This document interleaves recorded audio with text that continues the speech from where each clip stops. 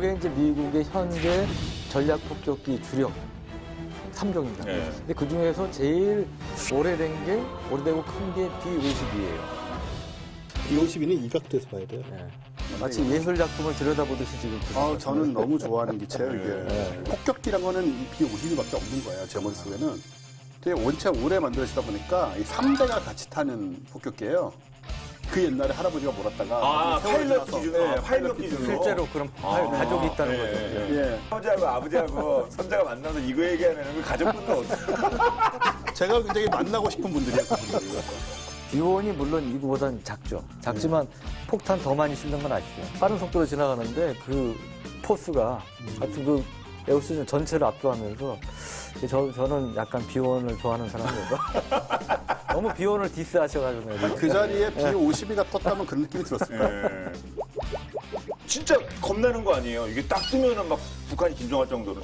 이게 B-52 무장 그 작은 것들 뭐 이게 재래식 폭탄이에요. 목전 108발까지 장착을 할 수 있고 밑에 이제 맨 앞에 이제 제2단 합동식 격탄이고 그리고 그다음에 이게 이제 크루즈 미사일이에요. 그래서 이제 날개 미사일 장착한 총 31톤 이상의 융단 폭격 하는데 그 융단 폭격이라는 건 언제쯤부터 이게 그 출발은 2차 대전 때 영국군에 의해서 아서 해리스라는 사람이 있었어요. 근데 이 아서 해리스 장군이 이제 이 말로 유명해요.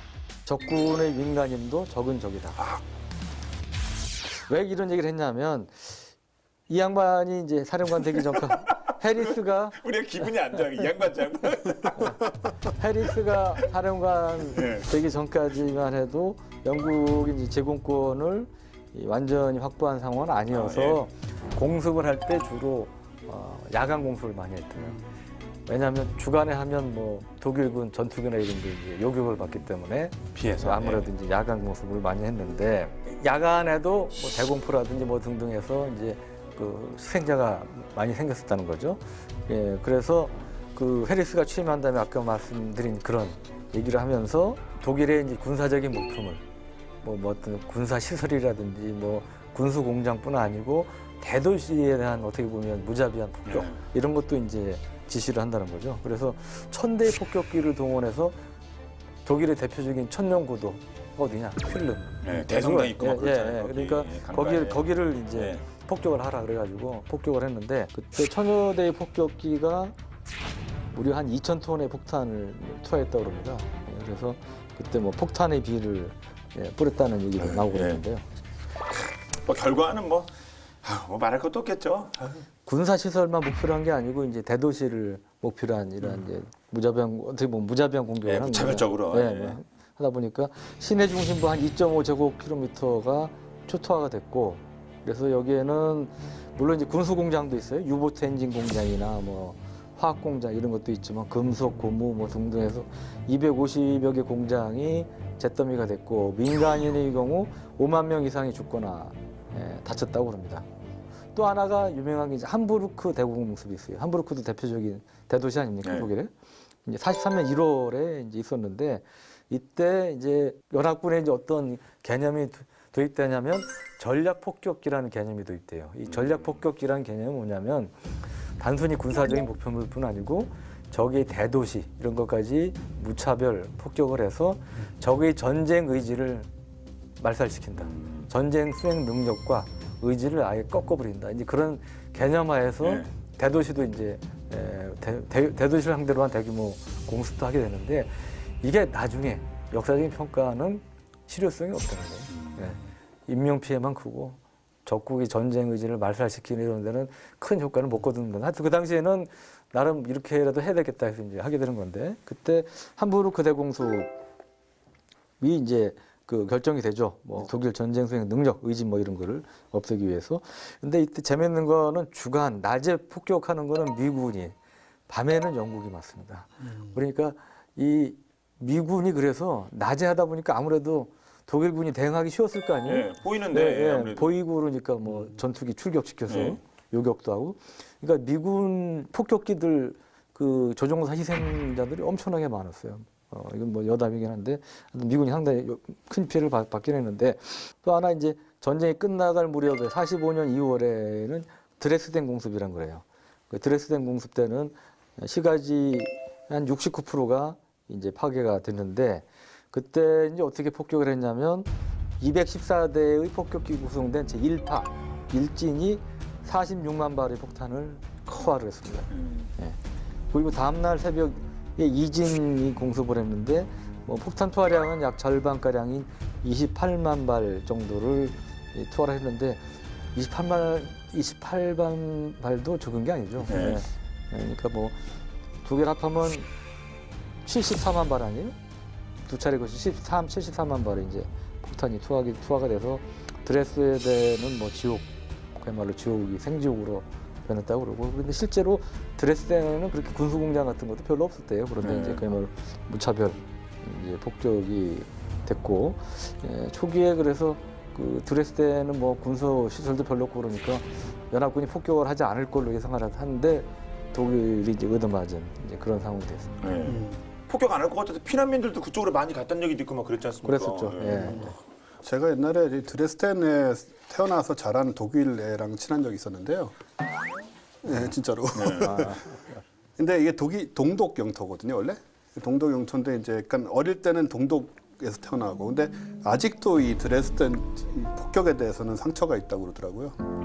굉장히 오래전 얘기인데 그 사진 같은 거 보시면 드레스덴은 정말 완전히 그냥 밟힌 것 같이 이렇게 다 무너진 그런 그 기억이 나네요. 그리고 이제 영국이 총사령관 이 아서 해리스의 폭격으로 생겨난 말이 하나 있는데 우리가 이제 영화에서 쓰는 말 있잖아요. 블록버스터라고. 대박. 네. 아니, 뭐 규모가 큰 돈 사이즈 많이 있는 들여서 그렇죠. 만든 영화를 얘기를 하는데 되게 뭐 흥행에서 성공을 할 걸로 기대가 되는 영화들이죠. 요게 원래 이제 블록버스터란 말이 그 블록이란 거는 왜 그 도시에 블록들 얘기하잖아요. 아, 그 한 블록 떨어져 있다, 네. 두 블록 떨어져 있다 그런 얘기. 그 블록을 다 파괴한다라는 의미에서 블록버스터란 말이 붙은 거라 그래서 이 아서 해리스의 명령으로 폭격했을 때 사용된 폭탄 이름이 이제 블록버스터였던 거예요. 예. 그래서 거기서 지금 이제 영화 쪽으로 온 이름 말이 되는 거죠. 진짜 우리가 그냥 늘상 쓰는 말 아닙니까? 이거 그렇죠. 남녀노소 뭐. 그렇죠. 근데 그 폭탄 이름. 네. 이건 또 우리가 또 영화? 또 블록버스터. 그쪽으로 얘기를 가나요 이제? 블록버스터. 근데 저 신기한 게 요즘 전쟁 영화도 왜 이렇게 흥행이 안 돼요? 최근에 뭐 있었죠? 전 제가 몇 년도 제일 재밌게 본 영화 13시간 이렇게 액션 뭐 보통 뭐 얼마 보좀 100만 명도 안 본 것 같고 그다음에 무슨 뭐 저니스 앤드라고 참호전 영화들이 뭐 개봉했는지 말지 모르겠는데 어쩜 우리 매니아분들이 영화를 잘 안 보시나요? 이렇게 전쟁 영화를 이렇게 크게 뭐 예전에 태극기 휘날리 막 이런 거 참 인기 있었는데 그렇죠. 라이언 일병구하고 참 맞습니다. 제가 아주 좋아하는 전쟁 영화들이 몇 개 있는데 그 중에 하나는 콰이강의 다리고. 콰이강의 다리. 정말 명화죠 그거는. 블록버스터라기보다. 음악이 띠띠리리리 뭐 그거 아니야? 그거는 아니고 빠밤 빠바바바빠 이게 이렇게 하면서 그 하신 거는 다른 전쟁 영화. 그런가요? 대탈주였나? 아무튼 뭐 딴 데서 나오는 거고. 영국 포로들이 이렇게 그 행진 같은 거 하면서 작업장 가면서 하는 거. 이거 콰이강의 다리. 콰이강의 다리 참 재밌습니다. 그 전투 얘기라기보다는 그 잡힌 상태에서 미군하고 영국군은 그 다리를 계속 건설하려고. 그러니까는 사실은 저 독일군이 하라고 한 거거든요. 그래서 만들고 있는 건데 어쨌든 영국군은 자기 일이 됐으니까 잘 만들어 보겠다 이런 또 집착을 갖고 있고 미군은 되게 실용적이라 뭐 하는 거냐 지금 왜 적을 도와주냐 이렇게 되는 거고 그 고지식함과 실용성 사이에서 이제 싸우는 그런 다투고 뭐 이런 얘기가 또 굉장히 재밌어요. 특이하고 그래서 저는 안 보신 분들이 있다면 콰이강의 다리를 꼭 보시라고. 콰이강의 다리. 그렇죠. 말씀 듣고 보니 저도 최근에 본 영화 하나 떠오르네. 뭐 진주만. 아니 개봉할 때 못 봤고 최근에 어디 비행기 타고 갔다 오다가 덩케르트를 봤어요. 덩케르트가 있죠. 덩케르트. 덩케르트가 있구나. 감동적이더라고요. 특히 그 영국 민간인들이 자기 조그만 요트 이런 것까지 몰고 가는 광경 보시면 아실 텐데 이게 진짜 애국심이라는 게 이런 것이고 영국을 살린 게 이런 거구나. 아주 진짜 감동적이었습니다. 그렇죠. 30만이 거기서 살아서 영국 본토도 지켜 나중에 작전에 투입했어요. 덩케르트가 있어. 제가 왜 우리 전쟁 영화 흥행이 안 돼? 덩케르트가 있어요. 그건 약간 예외가 되는 영화고 정말 많은 분들 사랑해 주신 영화가 있어요. 자, 블록버스터가 그렇게 그 폭격에 쓰였다 폭탄의 이름이었다. 근데 얼마나 컸대요, 근데 얼마나 크면 블록이 하나 날아가요? 그렇죠. 블록버스터 폭탄 중에 최초라고 불리는 이제 네. 마크 1. 또 마크원. 뭐만 하면 마크원. 네, 영국전 다 뭐만 하면 마크 1. 마크원. 그냥 가오 아니야, 가오. 우리나라 이름은 가오, 가오 나호 이렇게. 마크 1의 경우에 마크 4,000파운드니까 1.8톤. 일. 그러니까는 그때로서는 굉장히 큰 폭탄이었고 이제 전쟁 중에 당연히 이제 마크 뭐 이것저것 나오지 않겠어요? 네. 그래서 나중에는 이제 12,000파운드, 5.4톤에 달하는 폭탄도 있었대요. 그리고 일반적인 항공폭탄이 보통 중량의 50% 정도만 작약을 집어넣고 나머지는 껍데기와 뭐 이런 것들이거든요. 근데 블록버스터 폭탄은 장약이 뭐 중량의 75% 이상 정도 되니까 그만큼 폭발력이 크고, 그러니까 무게에 비해서도 더 네. 폭발력이 더 크다는 얘기고, 또 폭풍 효과를 노려요. 그러니까는 도시 지역을 파괴하는 게 원래 목적이라 블록버스터라는 이름처럼 터지면서 이제 그 폭풍 효과로 건물들을 그냥 무너뜨리고 날려버리고 유리창 깨고 뭐 이런 게 이제 주된 역할이라 이런 이제 융단 폭격에서 이걸 떨어뜨리면서 동시에 이제 소위탄은 불내는 폭탄이잖아요. 네. 소위탄류를 떨어뜨리면 이제 이 건물들이 무너지기도 하고 건물에 불이 나고 이러면서 도시를 정말 말 그대로 초토화할 수 있고 또 건물 내부에 침투해서 작전을 벌이고 할 수 있는 상태로 도시를 만들어 놓을 수가 있는 거죠. 그래서 굉장히 뿌리는 쪽에서는 효과가 아주 높았다고 하죠. 네. 그 이런 이제 말씀한 슈퍼 폭탄 중에 유명한 게 제일 큰 게 그랜드 슬램이라는 게 있어요. 그랜드 슬램이요? 아이고, 우리가 늘상 쓰는 거 이거 그랜드 슬램. 그랜드 슬램 영광적인 그거 아니야? 이 대회 저 대회 저 대회 먹으면 그랜드 슬램인데. 폭탄 중에도 이게 이제 그 몇 톤짜리 뭐 4, 5톤 정도 되는 거대한 그 폭탄이다 보니까 네. 이게 떨어뜨릴 때 아까 말씀하신 이제 그 장약, 네. 그 폭약 외에 그 충격파 있지 않습니까? 네. 그거에 의해서 그 지하에 있는 벙커나 이런 것들을 무너뜨리는 일명 지진 폭탄이라고 불렸어요. 그 충격에 의해서 독일 유보트 기지가 뭐 철근 콘크리트 1m, 2m 이상 되는 거 보호되고 이런 것도 말씀드린 이런 슈퍼밤으로 이세사님들 파괴를 하고 그랬죠. 그랜드 슬램이 요즘 게 아니라 예전에 뭐 유보트 네. 공격용도 막 그런 거예요. 그런 슈퍼 폭탄의 그랜드 슬램이 있습니다. 요 시절에 썼겠네요. 예, 그러네요. 예, 예. 유보트 기지 말씀하죠. 그렇구나. 낮에는 미군이 폭격하고 저녁에는 밤에는 영국군이 폭격했다면 그때 근데 영국군 폭격기는 제가 잘 몰라서 그 네. 영국군 폭격은 뭐예요? 영국군 폭격기 중에 대표적인 게 바로 이겁니다. 영국까지 생겼네요. 이거는 안 만들어 보셨나요? 네, 못 아, 생겼네요. 왜 좋아질 것 안 좋아요. 무조건 다 좋아하시는 거 아니라니까요. 이게 이제- 무차별적으로 좋아하시는 무조건 만드시는 분이 아니에요. 보고 만드시는 분이에요. 이게 이제 아브러 랭카스트라는 건데 이게 이제 영국 폭격기 중에 제일 많은 폭탄 탑재량을 자랑했어요. 약 10톤 정도 폭탄을 탑재했는데 참고로 유명한 B-29 폭격기가 9톤 정도, 9톤 좀 넘게 탑재를 했기 때문에 거의 B-29보다 약간 많은 정도, 그 정도의 폭탄 탑재량을 자랑을 했고 랭키라는 이제 별명으로 애칭으로 불리는 랭커스터니까 랭키. 총 15만 6천 소티, 6천 회의 출격을 했고 폭탄을 총 60만 8,612톤을 운반해서 투하를 했다고 합니다.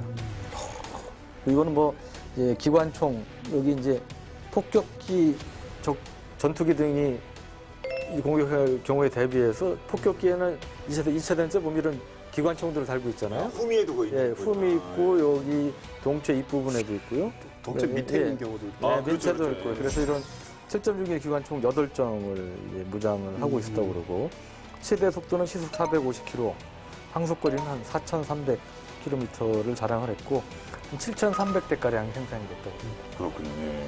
그럼 그때 밤에는 랭키, 그럼 낮에는 뭐 B-19? 미국은 이제 B-29를 많이 연상을 하는데 네. 실제로 대표적인 폭격기, 2차 대전 폭격기는 B-17이었어요. 플라잉 포트리스라는 네. 우리 그 영화 중에 그 멤피스 벨, 멤피스 벨이라는 영화 네. 보셔서 기억나세요? 네. 그게 이제 B-17을 주인공으로 했던 이제 그런 영화였는데 그 1차 대전 때 보면 독일이 이제 제펠린 비행선이 큰 비행선으로 이제 런던을 공습을 했어요. 그러다 보니까 당시 이제 뭐 두에니, 미체린이 이런 사람들은 이 공군 항공력의 중요성을 강조하는 얘기를 합니다.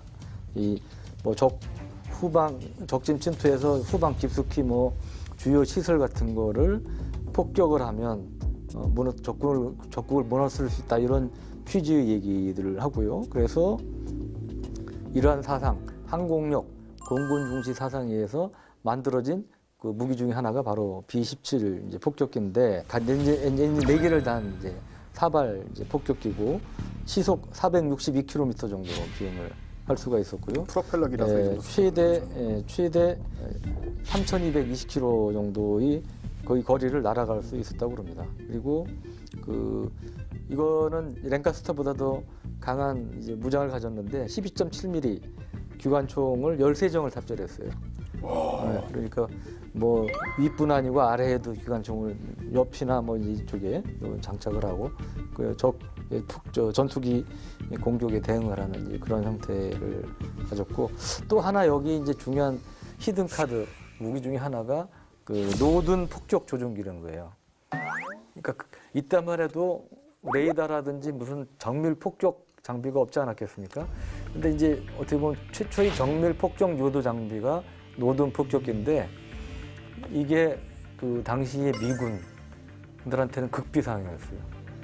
그래서 어느 정도 극비였냐? 좀 과장해서 얘기하면 미국이 원자폭탄 개발한 걸 맨하탄 프로젝트라는 걸 통해서 개발했는데 맨하탄 프로젝트 이전에 미국이 가장 비밀 등급을 높게 중시했던 무기 장비 중에 하나가 노든 조종기다. 그런 얘기가 나올 정도로 약간 상당히 중요한 이제 그런 장비로 평가가 됐습니다. 네. 저는 뭐 그 정밀 폭격이 가능하게 만들었다 노든 폭격 조종기를 처음 들어봤는데요. 근데 요거 관련해서 또 본방 야사를 준비했다고 합니다. 처음 들어보는데 본방에서 어떤 내용일지 그 탑시크릿 얘기가 나올지 한번 궁금한데요. 한번 보도록 하겠습니다. 노든 폭격 조종기. 이름도 어려워. 노든 폭격 조종기. 본방 야사를 통해 살펴보도록 하겠습니다.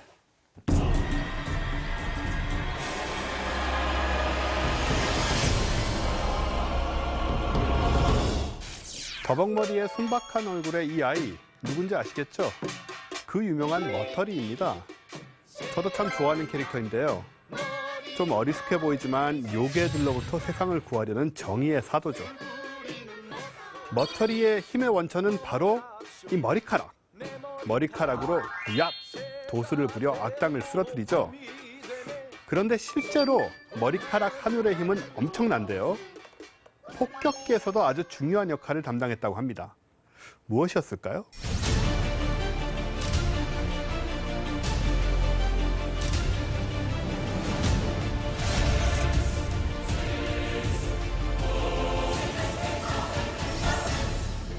(1943년) 2차 세계대전이 한창이던 시기 미국 콜로라도주 푸에블로 댄서인 메리 뱀닉 브라운은 한 신문 광고를 보고 큰 관심을 보입니다.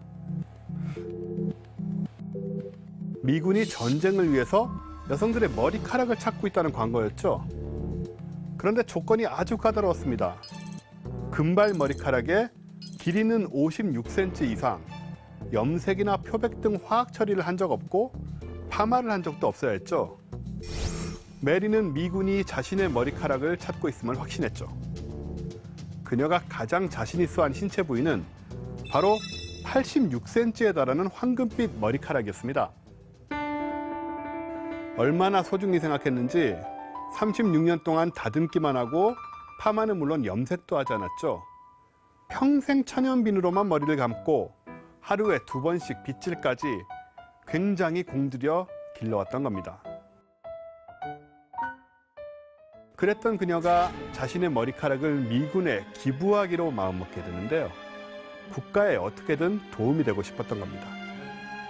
메리는 기꺼이 자신의 소중한 머리카락을 잘라서 보내게 되죠. 하지만 2달을 울었다고 하네요. 그 심정도 이해가 갑니다. 미군은 오랜 기다림 끝에 드디어 모든 조건에 부합하는 머리카락을 찾을 수 있어 기뻤죠.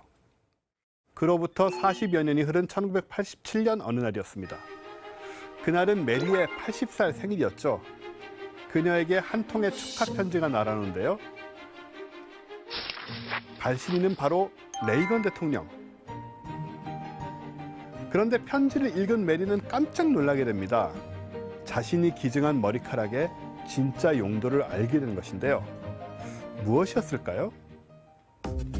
지금 보시는 것은 노든 폭격 조종기입니다. 칼 로든의 획기적인 발명품인데요.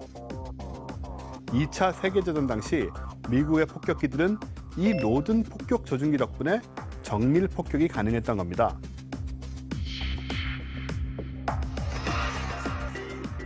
이 로든 폭격 조준기의 생명은 이 십자선인데요. 십자선이 있어야만 정확한 목표 지점을 찾을 수 있죠. 근데 여러분 깜짝 놀라지 마세요. 로든 폭격 조준기의 십자선이 바로 메리의 머리카락이었던 겁니다. 그런데 왜 하필 머리카락이었을까요? 십자선은 기온과 습도 변화에 강하고 폭격기의 진동도 견디는 강한 물질이어야만 했습니다. 어떤 상황에서도 구부러지거나 변형이 되어서는 안 됐죠. 하지만 이 요구를 충족시키는 물질을 찾기란 쉬운 일이 아니었죠. 거미줄을 비롯한 온갖 소재를 실험해봤지만 소용없었습니다. 그런데 까다로운 조건에 충족되는 물질이 있었으니 바로 인간의 머리카락, 그것도 금발의 머리카락이었는데요. 동양인의 머리카락은 백인의 머리카락보다 튼튼하지만 지름이 2배 이상이어서 정밀 광학계 측기의 조준 장치에 적절치 않았던 겁니다. 머리카락은 커피 단백질인 케라틴으로 이루어져 있는데요. 점성과 탄성이 매우 높고 물에도 쉽게 녹지 않는다고 하죠. 현미경으로 머리카락을 들여다보면 마치 철근처럼 매우 단단히 얽혀 있는 것을 볼 수 있는데요. 머리카락 항문치로 1.5톤의 차도 들어올릴 수 있다고 합니다. 머리카락의 힘 상상 이상이죠? 그러니 아무런 화학 처리도 하지 않고 잘 관리해온 메리의 머리카락은 얼마나 튼튼했겠습니까? 그야말로 1등급이었던 거죠. 그래서 메리의 머리카락은 폭격기 외에도 다양한 군용 정밀 계측기기 제작에 큰 보탬이 되었다고 합니다. 사실 집안 곳곳에 떨어져 있는 머리카락 때문에 골치가 많이 아팠는데 오늘부터 바닥에 떨어진 머리카락도 다시 봐야겠네요.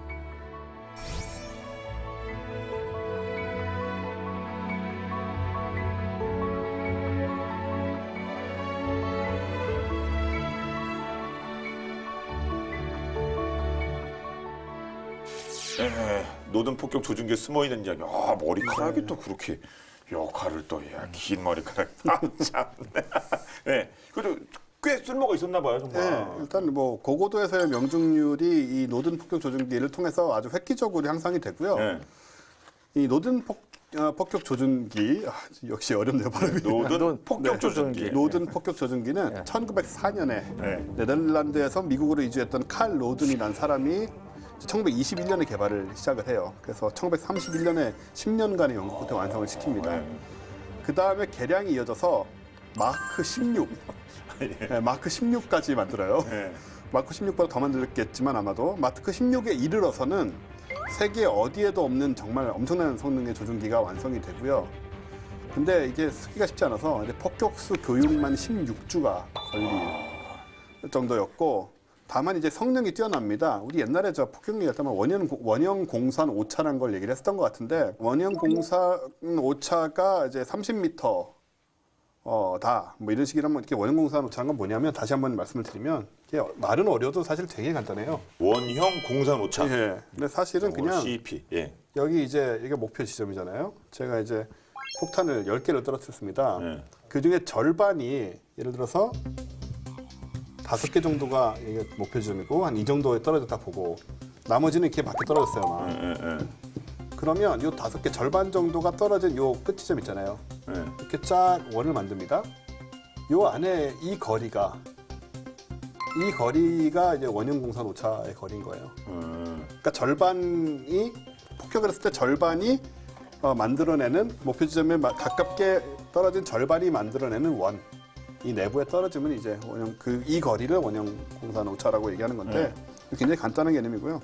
이게 30m 안에 100발을 꽂아 놓을 수 있는 뭐 그런 엄청난 정확성을 이제 획득을 하게 됩니다. 거의 홀인원급이죠, 그죠? 네, 근데 이게 이론적으로 그렇지만 현실에서는 그렇지는 않았다고 해요. 이거보다는 사실은 좀 더 퍼졌다고 하는데 하지만 뭐 엄청났던 거고요. 그냥 이 말씀하신 멍텅구리 폭탄이잖아요, 이게 지금. 멍텅구리들이 가서 이렇게 알아서 그냥 정확하게, 던지면 예. 자기가 이 중력으로 노든- 떨어지는 건데. 그렇죠. 예. 노든 조종기의 힘으로 이제 조금 똑똑해질 수 있었다 뭐 이런 개념이 네. 아닌가 생각이 되고 원리는 어떠냐면 뭐 기압이나 고도 같은 폭격에 필요한 여러 가지 수치가 있잖아요. 그런 거를 조준경에 입력을 하게 돼요. 물론 아날로그 입력입니다 당시야. 근데 조준경 내 회전 안정식 컴퓨터가 있는데 이 컴퓨터도 우리가 아는 컴퓨터가 아니고 이제 아날로그 컴퓨터니까 톱니바퀴 같은 거라고 보시면 돼요. 아무튼 이게 이제 계산을 할 수 있게 만들어 놓은 거예요. 그래가지고 폭격 정보가 산출이 돼 나옵니다. 그리고 거기에 따라서 이제 폭탄을 맞춰서 떨어뜨리면 되는 거예요. 그러니까 아날로그 장비로서는 당시에 굉장히 획기적인 정말 기계였다고 할 수 있고요. 그래서 이제 진주만 공습 이후에 대량 생산이 되기 시작을 하고 B-17은 물론이거든요. B-24, B-29 같은 폭격기에다 장착이 되고 그래서 베트남 전쟁 때까지 사용이 되죠. 그렇군. 아니 제가 이번에 폭격기 한다고 진주만을 다시 봤어요. 다시 봤는데 예. 이제 뭐 B-17이라는 얘기도 있고 영화에서도 이렇게 막 여러 군데 나오는데 B-17이었던 것 같아요. 그 영화는. 근데 거기서 무게줄이잖아요. 무게줄이는데 이것저것 얘들은 그냥 대충 봤거든요. 근데 거기서 조준기 떼요. 이렇게 나오는데 이거 떼고 가. 이거 떼고 가. 그건 좀 모르겠는데 하여튼 자막에 뭐 무게를 더 줄여야 됩니다. 자, 조준기도 떼. 조준기 떼고. 이거는 이제 근접해서 떨어뜨렸기 때문에 성공했었는데 그게 그 노든 폭격 조준기. 아마 그랬을 것 같네요. 예. 자, 그러면 이제 제 2차 대전을 거치면서 무기 체계에서 폭격기가 어떤 위치에 서게 되는지 알아봤는데, 폭격기 아버지? 폭격기 아버지는 또 누구예요? 이거는 이제 우리한테도 친숙한 B-29 폭격기를 흔히 얘기합니다. 슈퍼 예. 퍼트리스라는 이제 별명을 갖고 있고요.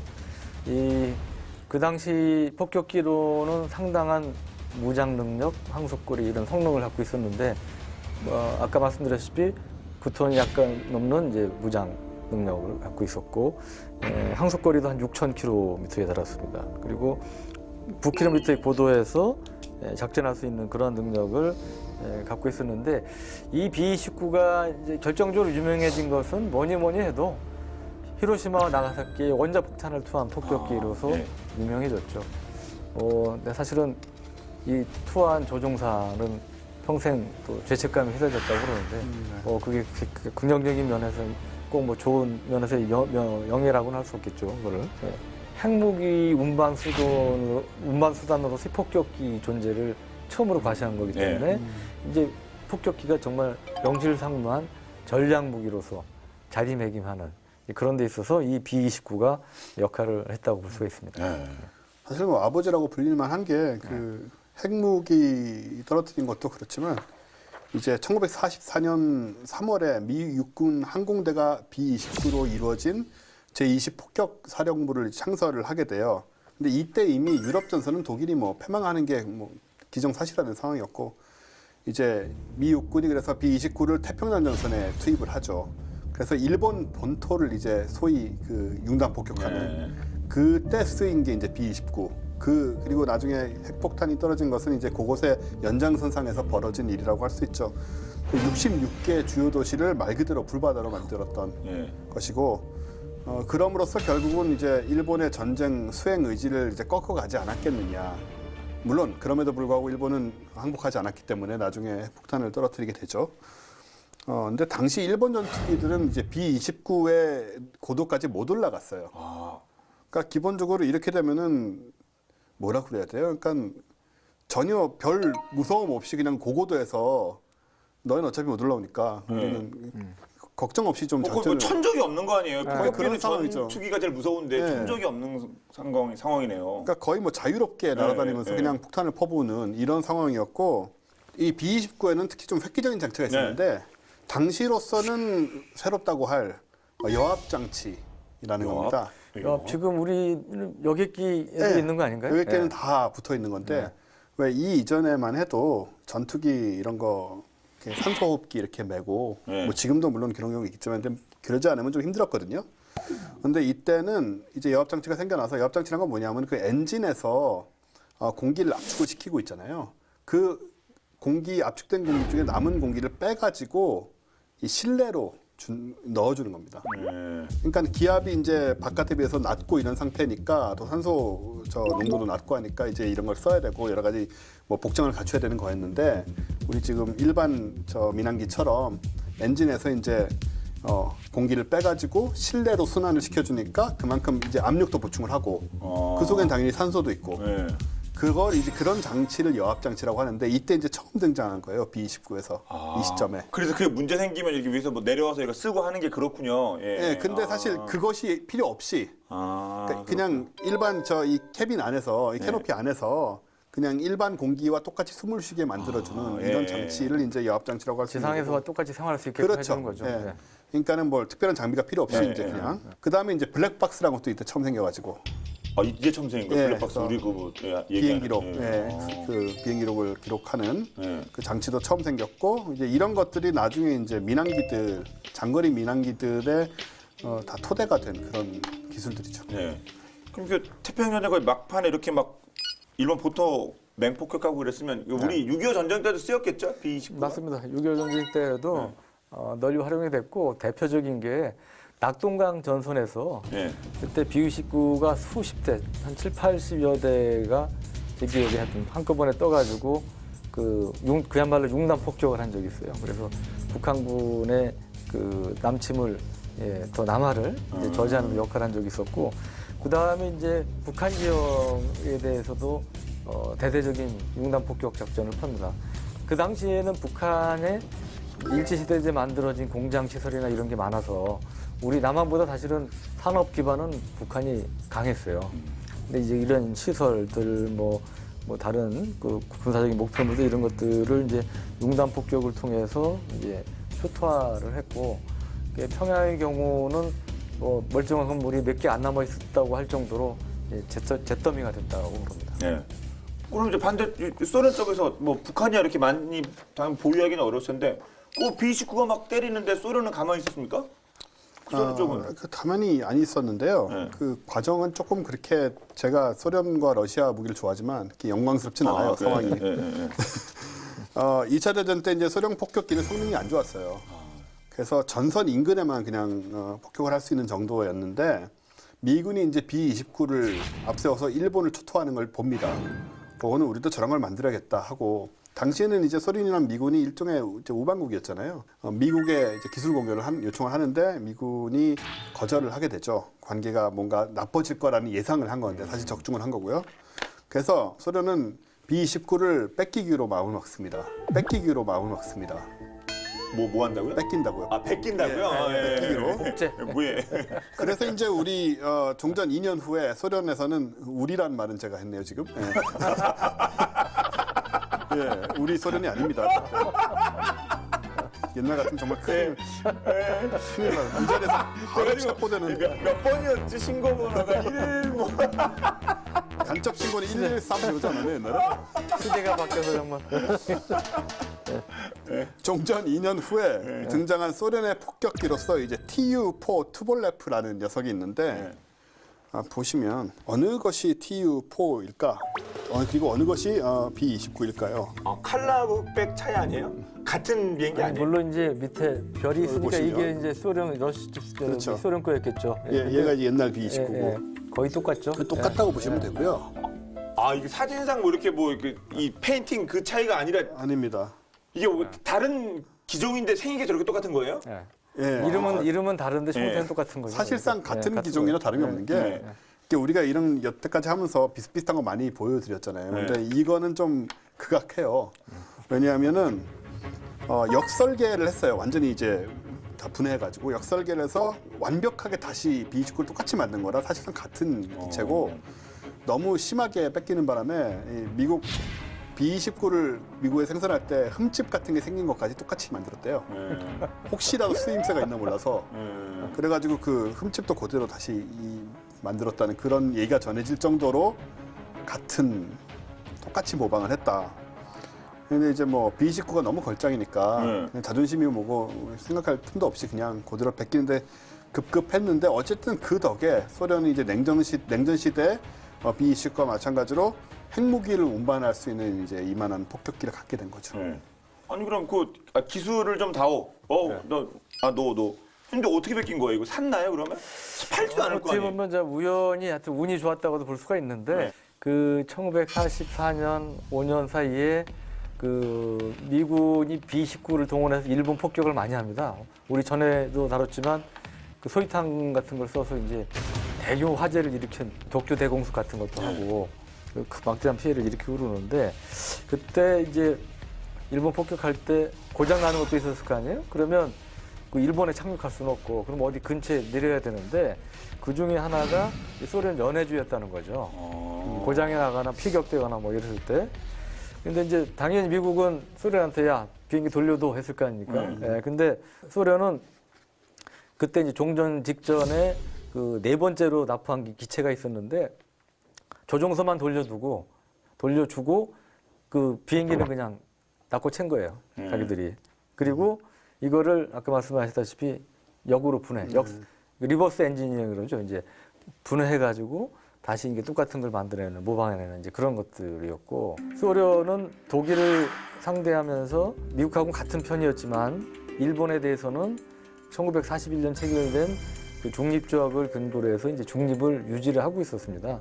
그래서 이를 근거로 해서 소련은 연해주로 표시한 미국 폭격기들을 무단으로 자국 영공을 침입한 제3국 군용기다 이렇게 간주를 해가지고 그 핑계를 대고 조종소만 돌려보낸 거죠. 네 번째 거는 기체도 돌려줬는데 세 번째 것까지 해서 다 카피했구나. 네 번째는 자 진주만 말씀드렸었는데 진주만도 그래갖고 일본에서 폭격한 다음에 어디로 갈 거냐 중국으로 가라고 그랬거든요. 그렇죠. 그래서 워스, 메이고렌 뭐 이런 얘기를 하는 거예요. 근데 소련으로 간 쪽은 이렇게 또 쓰이긴 했군요. 아 그렇구나.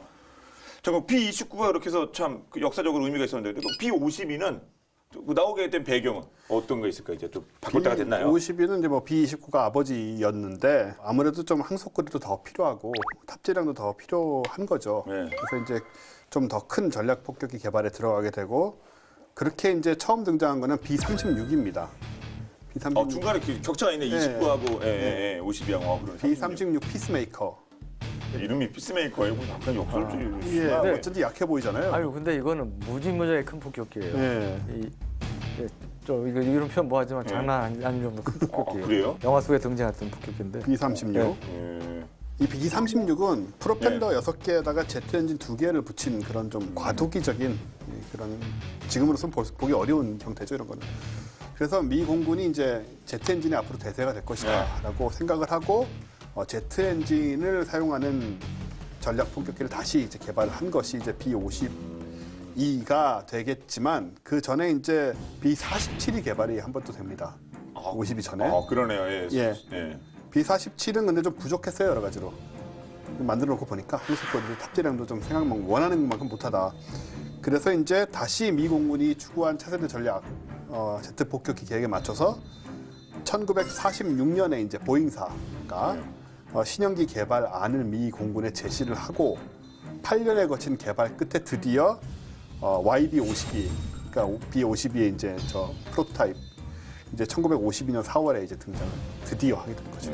B-19 중간에 36, 뭐 47 있었는데 적통을 잇는 52가 탄생했네요. 그럼 실전에는 언제쯤 이게 나왔을까요? 그 베트남전에 미군이 참전하면서 본격적으로 실전 투입이 됐는데 그 전에는 이때만 냉전 시절 아닙니까? 그러니까 이 B-52는 핵무기를 주로 운반하는 핵폭탄을 운반하는 전략 폭격기로서 용도였는데 이때 베트콩, 그다음에 이제 월맹군한테 핵무기를 쓸 수는 없잖아요. 그러니까 재래식 폭탄을 대량을 투입할 수 있는 이런 형태가 필요하다 그래서 D형을 만들면서 그 D형의 경우 그 기체를 좀 내부 구조나 이걸 바꿔가지고 225kg 폭탄을 무려 108발을 탑재할 수 있는 형태로 이제 개조가 됩니다.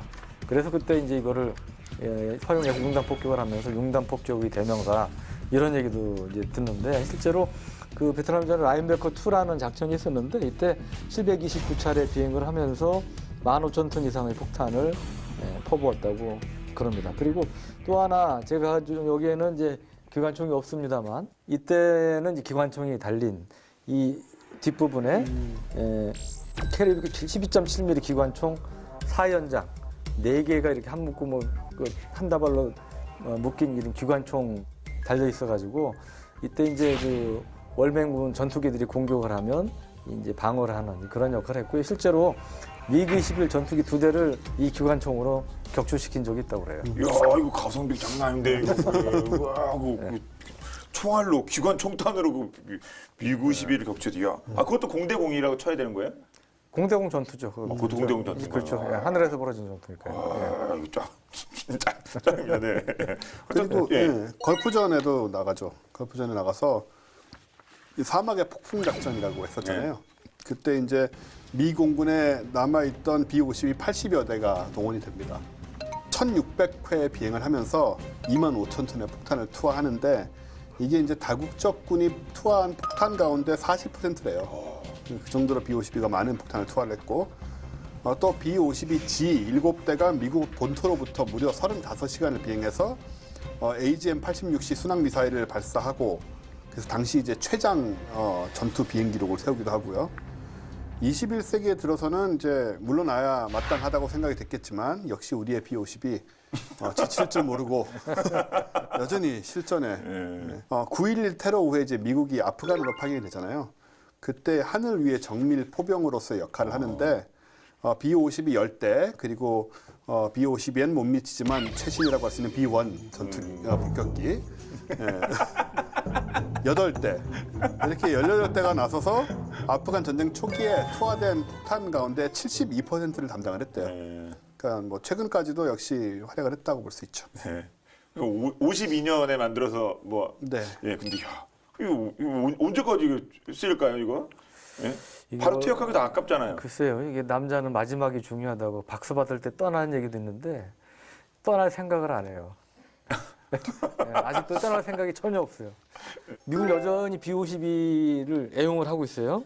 그 가장 최신형이 아까 B-52H형이 애용이죠. 최신형 그 GPS 유도 폭탄의 합동 직격탄 JDAM, 제즘 ER도 장착을 하고 있고 그리고 그 전자전 기능을 수행할 수 있는 그 소형 중에 미끼탄인데 MALD라는 게 있어요. 말드라는 것도 장착을 하고 있고 그다음에 이제 항공 전자 장비나 통신 장비 이런 것들은 계속 업그레이드 되고 있습니다. 예. 그러지 않았으면 여태까지 뭐 살아남을 수가 없었겠죠. 근데 이게 지금 또 최근에는 최신 이제 LCD 화면을 통해서 각종 정보를 실시간으로 주고받는 그런 데이터 링크도 갖춰서 이 실질적인 그 전투 능력을 더 향상을 시켰다고 볼 수가 있는데 그 얼마 전에 미공군이 재미있는 결정을 했는데 전략폭격기 3총사가 B-52 외에 B-1, B, 그다음 B-2가 있다고 그러지 않습니까? 네.